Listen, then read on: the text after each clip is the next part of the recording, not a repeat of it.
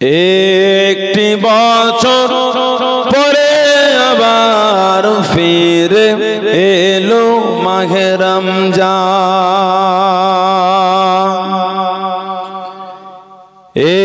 একটি বছর পরে আবার ফিরে এলো মাহে রমজান।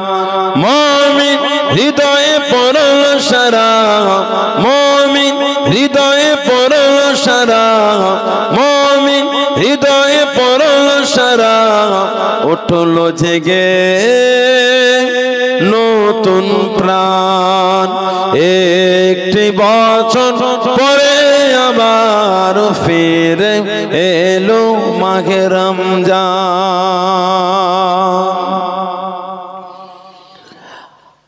আল্লাহ তাআলা তোরে রোজা পালন করো হে মুসলমান।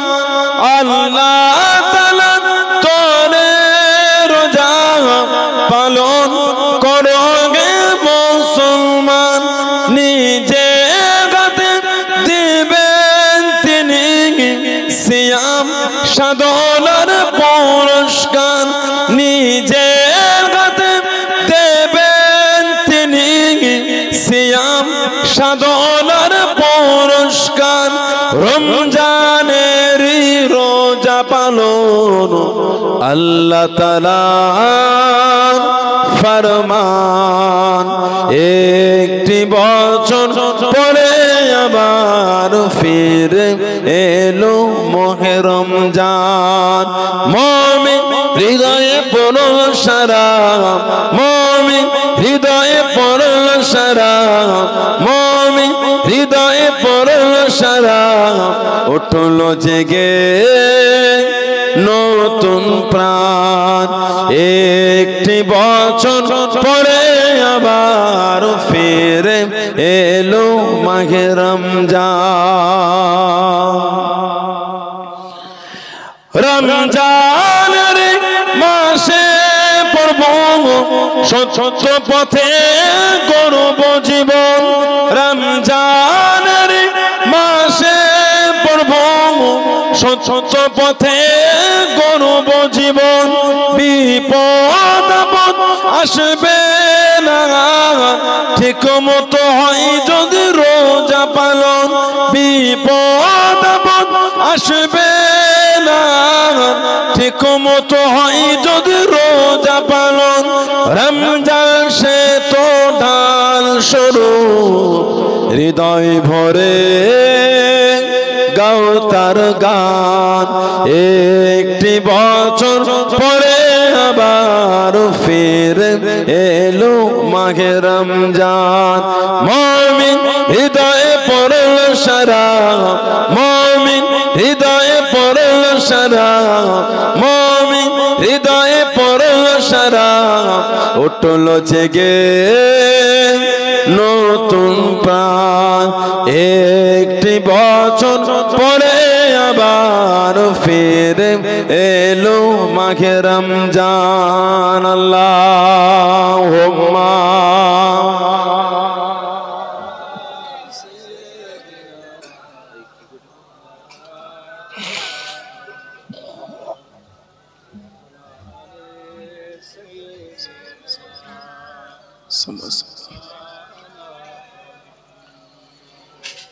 قال الله تعالى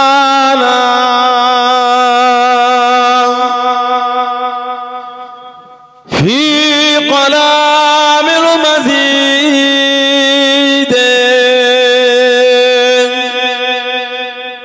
والفرقان الحميد.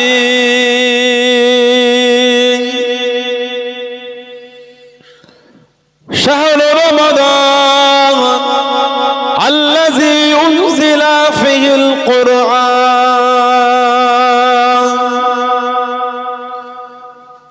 قال رسول الله صلى الله عليه وسلم: من صام رمضان إيمانا واحتسابا গুফিরা লাহু মা তাকাদ্দামা মিন যানবিহি।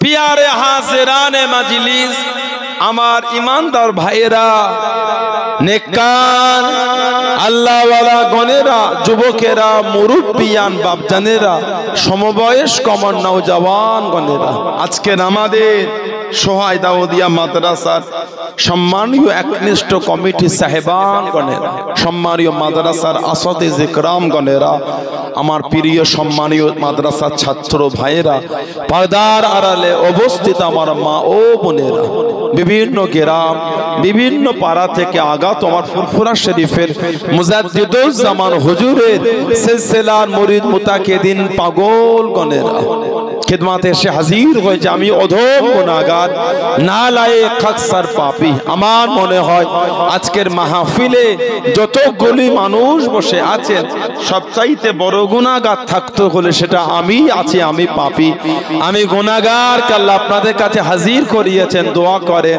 আল্লাহ পাক যেন গুনাহগারের জবান থেকে কিছুক্ষণের জন্য হলো আল্লাহ পাক কিছু বলার মতন তৌফিক ইনায়েত করেন। বলুন সকলে আল্লাহুম্মা আমিন। তার সাথে সাথে আল্লাহ পাক আপনাকে ও আমাকে উভয়কে শুনে এবং বলে আমল করা তৌফিক ইনায়েত করেন। বলুন সকলে আল্লাহুম্মা আমিন। আমার আল্লাহ পাক জাল্লে জালালুহু জাল্লে শানুহু, তানা দরবারে লাখ লাখ শুকর, কোটি কোটি শুকর যে আল্লাহ পাক আপনাকে আমাকে এতগুলি মানুষ, এতগুলি মুসলমানকে এমন একটা জায়গায় বসালেন, এমন একটা মাহফিল, আর এরকম একটা সম্মানীয় মাস, যেটা আরবি মাসের নবম মাস হলো রমাদান। আরবি মাসের নবম মাস হলো রমাদান, শাহরুর রমাদান আল্লাযী উনজিলা ফিহিল কুরআন। আল্লাহ পাক কোরআন শরীফে জিকির শাহরুর রমাদান। শাহরুর মানে মাস, আরবিতে মাসকে বলা হয় শাহর। শাহরুন মানে মাস, শাহরুর রমাদান, রমাদান মাস। আল্লাযী উনজিলা ফিহিল কুরআন, যে মাসে আল্লাহ দয়াময় দয়া করে ভালোবেসে তিনি তার আর কালামুল্লাহ শরীফটাকে নাজিল করেছেন। জোরে বলুন না সুবহানাল্লাহ। এত মজা আল্লাহ কোরআন শরীফে দিয়েছেন। প্রত্যেক রাকাতে আমরা সূরা ফাতিহাটা পড়ি, নামাজের প্রত্যেক রাকাতে আমরা সূরা ফাতিহা পড়ি, তারপরও কিন্তু সূরা ফাতিহা পড়তে আমাদের মাজা নষ্ট হলো না। যতবার পড়ি ততই স্বাদ আমাদের বেড়ে যায়। বলুন না সুবহানাল্লাহ। এক একটা কারির পেছনে নামাজ পড়তে আমাদের এক এক রকম অনুভূতি হয়, আনন্দ হয়। এত সুন্দর করে তার কোরআন শরীফকে তেলাওয়াত করে, এত সুন্দর করে তারা পড়েন। আমি যখন আপনাদের গ্রামে আসলাম আজকে, আপনাদের মসজিদে নামাজের শব্দ বাইরে আসছিল, তেলাওয়াত এত মধুর লাগছিল, ধীরে ধীরে তেলাওয়াত, অত তাড়াহুড়ো নয়। অনেক মসজিদ আছে দেখা যায় এত স্পিরিটে তেলাওয়াত করে কিন্তু শব্দ বোঝা যায় না। এভাবে নামাজ পড়া উচিত না, গুনাহ হবে। কিছু কিছু লোকের ধারণা আছে 30 পারা খতম করতে পারলেই হলো না, ভালোবাসা সহ তেলাওয়াত করেন এবং ভালোবাসার সাথে সেটাকে শ্রবণও করেন, দুটোই ভালোবাসা। আল্লাহ পাক কোরআন শরীফে জিকির করেছেন ওয়ারাত্তিলিল কুরআনা তারতিলা, ওয়ারাত্তিলিল কুরআনা তারতিলা। কোরআন শরীফ তারতিল সহ শুদ্ধ সহকারে কোরআন শরীফ তেলাওয়াতের হুকুম স্বয়ং আল্লাহ পাক তিনি নিজে দিয়েছেন। বলুন না সুবহানাল্লাহ।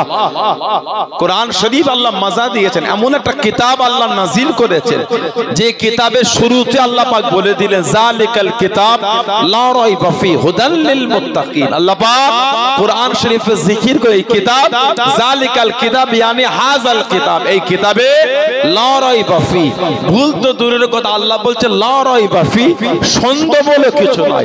তারপরেই বলছে হুদাল লিল মুত্তাকিন। আল্লাহ পাক কোরআন শরীফটা মুত্তাকিনদের জন্য আল্লাহ হেদায়েত করে দিয়েছেন। জোরে বলুন না সুবহানাল্লাহ। সেই কোরআন শরীফ আল্লাহ পাক এই মাসে নাজিল করেছেন, রমাদানে আল্লাহ পাক কোরআনের নাজিল মাস করেছেন। এত মাসকে আল্লাহ সম্মান করেছেন কেন? এই মাসে আল্লাহ কিতাবুল্লাহ ওয়া কালামুল্লাহ কে আল্লাহ নাজিল করেছেন। আল্লাহ পাকের কিতাব আর আল্লাহর কালাম, কোরআন শরীফ কালামুল্লাহ আল্লাহর কালাম, ও কিতাবুল্লাহ আল্লাহর কিতাব। বলুন আলহামদুলিল্লাহ। অন্য নবীদের উপর আল্লাহ পাক কিতাবুল্লাহ দিয়েছেন, আল্লাহ আমার নবীর উপরে কালামুল্লাহ দিয়ে আল্লাহ পাক কথা দিয়েছেন। বলুন আলহামদুলিল্লাহ। এই কোরআন শরীফ নাজিলের মাসকে আল্লাহ তো সম্মান দিয়েছে। কোরআন শরীফ সূরা কদর আল্লাহ জিকির করেছেন, ইন্না আনজালনাহু ফি লাইলাতুল কদর, ইন্না নিশ্চয় আনজালনাহু ফি লাইলাতুল কদর, নিশ্চয় আমি আল্লাহ পাক ইহাকে কদরের রাত্রিতে নাজিল করেছি। কদর ওমা আদরাকা মা লাইলাতুল কদর, হাবিব আপনি কি কদরের রাত সম্পর্কে জানেন? কদরটা কি? বুখারী শরীফ আর মুসলিম শরীফে এসেছে আল্লাহ রাসূল বলেছেন, মান কামা লাইলাতুল কদরি ঈমানান ওয়া ইহতিসাবান গুফিরা লাহু মা তাকাদ্দামা মিন যানবিহি। যদি কোনো মানুষ ঈমান হালাতে সওয়াবের আশায় আল্লাহর সন্তুষ্টির নিয়তে কদরের রাতকে কিয়াম অবস্থায় অতিবাহিত করে, কিয়াম মানে নফল নামাজ অতিবাহিত করে, আল্লাহ খুশি হয়ে ওই বান্দা বান্দীদের বিগত জীবনের গুনাহগুলিকে আমার আল্লাহ পাক সব মাফ করে দেবে। আল্লাহ পাক বলতেন সেই কদরের রাতে আমি আল্লাহ কোরআন দিয়েছি, ইন্না নিশ্চয় আনজালনাহু ফি লাইলাতুল কদর, কদরে ইহাকে নাজিল।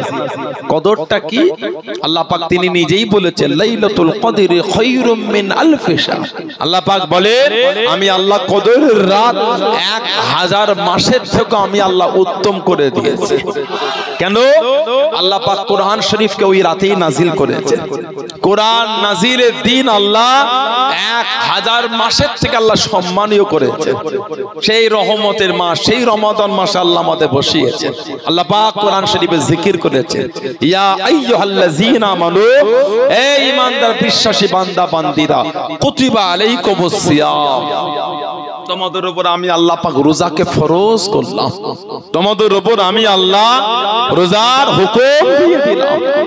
রোজা রমাদানের এত গুরুত্ব আল্লাহ দিয়েছেন। আল্লাহ রাসূল বলেছেন বুখারী শরীফ আর মুসলিম শরীফের হাদিস, মান সামা রমাদানা ঈমানান ওয়া ইহতিসাবান গুফিরা লাহু মা তাকাদ্দামা মিন যানবিহি। যদি কোনো মানুষ ঈমান হালাতে সওয়াবের আশায় আল্লাহর সন্তুষ্টির নিয়তে রমাদান শরীফের রোজাগুলিকে অতিবাহিত করেন, আল্লাহ ওই বান্দা বান্দীদের বিগত জীবনের গুনাহগুলিকে আল্লাহ পাক সব মাফ করে দেবে।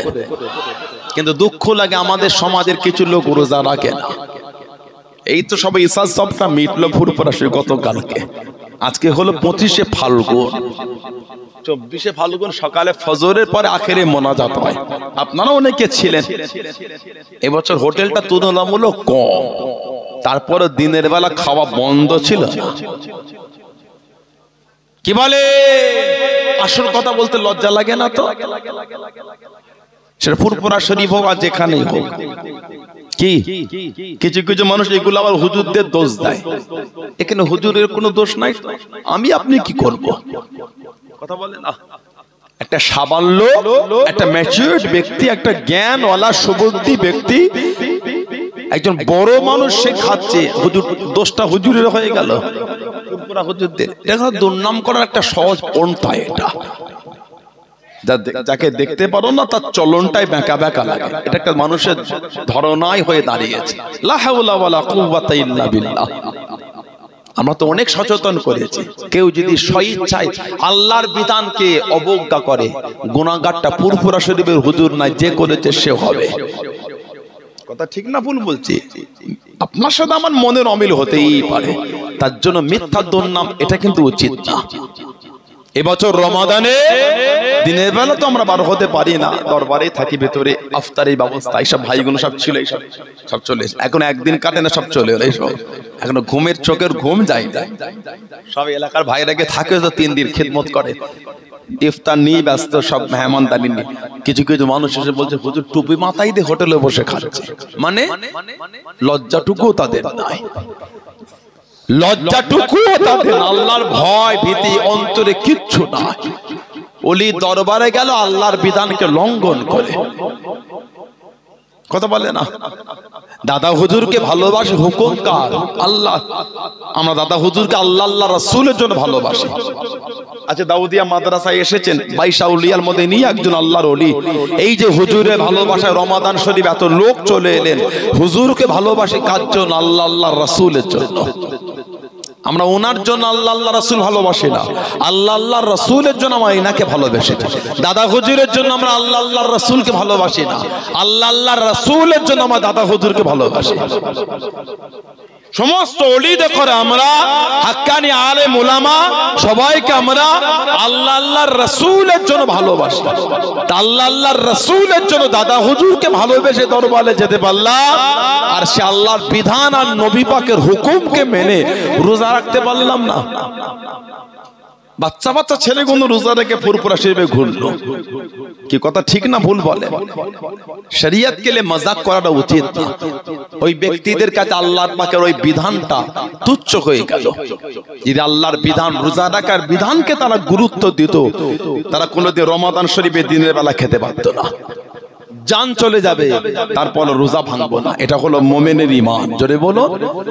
তারপরে শরীয়ত আমাদের হুকুম দিয়েছে, কোন মানুষ যদি অসুস্থ হয়ে পড়ে বা তার যদি রোজাটা ভঙ্গ করার প্রয়োজন হয়, সে রোজার অর্ধেক মানে দুপুরের পরও হলো সে রোজাটা ভাঙতে পারে, যদি তার প্রয়োজন হয়। এমন কিছু একটা ক্ষতি হয়ে গেছে বা কঠিন রোগ বিমার হয়ে গেল, ভাঙতে পারে। শরীয়ত আমাদের হুকুম দিয়েছে, কিন্তু মুমিনের ঈমান এতটা মজবুত, মারা যাব, ইন্তেকাল হয়ে যাব, রোজা আমি ভাঙবো না। জোরে বলুন না সুবহানাল্লাহ। ওই রোজাদারদের জন্যই তো আল্লাহ পাকের সুসংবাদ, আস-সাওমু লি, রোজাটা আমি আল্লাহ আমার জন্য। জোরে বলবেন না। রোজাদারদের ইস্তেকবাল স্বয়ং আল্লাহ পাক তিনি নিজে জানাবেন। জোরে বলুন সুবহানাল্লাহ। খালি রোজাদারদের জন্য আল্লাহ পাক জান্নাতের একটা দরওয়াজাই করেছে, রাইহানা নামক দরওয়াজা। সব দরওয়াজা রোজাদারদের জন্য খোলা, তারপরে স্পেশাল খালি রোজাদারদের জন্যই আল্লাহ একটা দরওয়াজা করেছেন। বলবেন আলহামদুলিল্লাহ। আমাদের বাড়ি কিছু কিছু ভাই ফুরফুরা শরীফ বছরকে রোজা রাখলো না, বড্ড কষ্ট লাগে এগুলো শুনলে আমাদের। আল্লাহ ভাইগুলিকে সবুত দিতেন, আল্লাহ খালেজ দিলে ওদের তওবা করার সুযোগ দান। বলুন আল্লাহ। খেতে পারছে না, কি যেন একটা হুকুমের বাধা। কার হুকুম? হুকুমটা হলো আল্লাহ।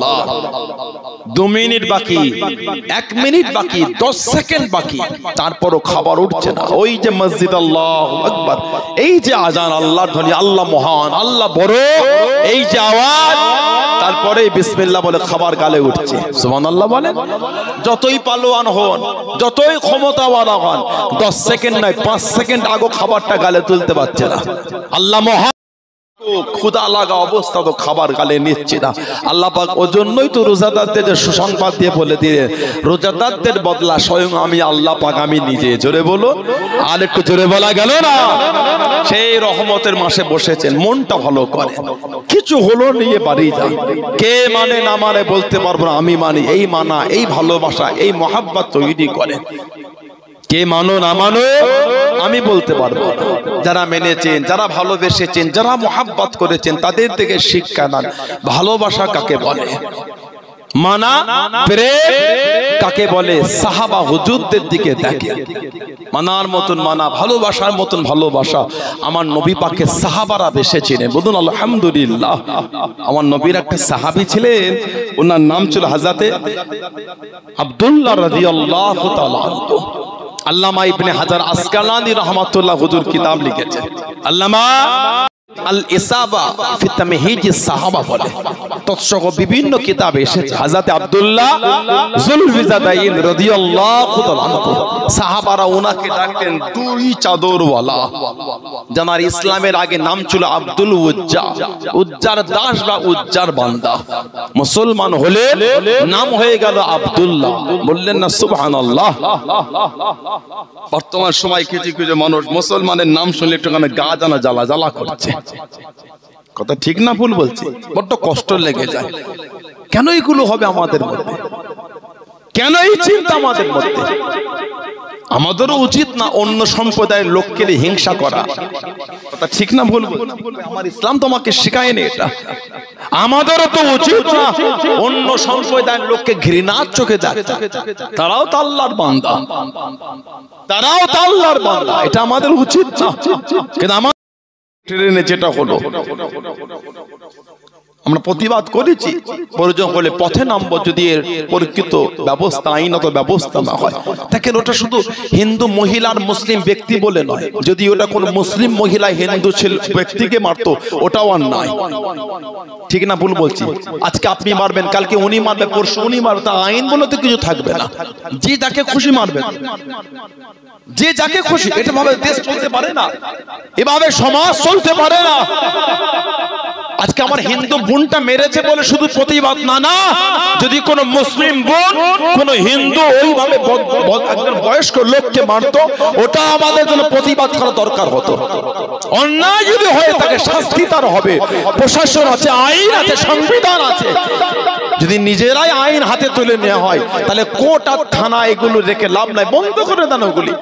হাজার হাজার কোটি টাকা প্রতি মাসে, বছরও নয়, খালি থানাতে ব্যয় হচ্ছে, বন্ধ করে দেন। নিজের আইন যেটা নিজেরাই করে নেবে। সোহাই বাজারে আজকে একটা হিন্দু মেয়ে ছেলেকে মারলো, কালকে একটা মুসলিম একটা হিন্দু ছেলেকে মারবে, চলবে এইভাবে? নাউযুবিল্লাহ, লা হাওলা ওয়ালা কুওয়াতা। এই সমাজ তো আমরা চাই না, এই সমাজ তো আমরা দেখতে চাই না।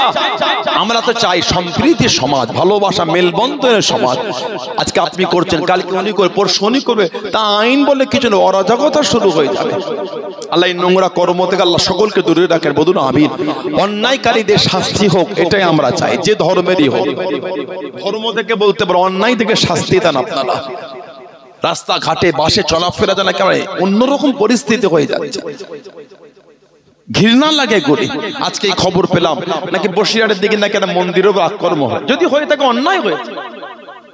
আজকে খবর পেয়েছি নাকি একটা ভিন্ন সম্প্রদায়ের একজন মানুষ বসিরহাট করবে, বলেন এগুলো। এইভাবে তো সমাজ চলতে পারে না, নিরীহ নিরীহ লোকগুলো তো মার খাবে, এভাবে একটা সমাজ চলতে পারে না।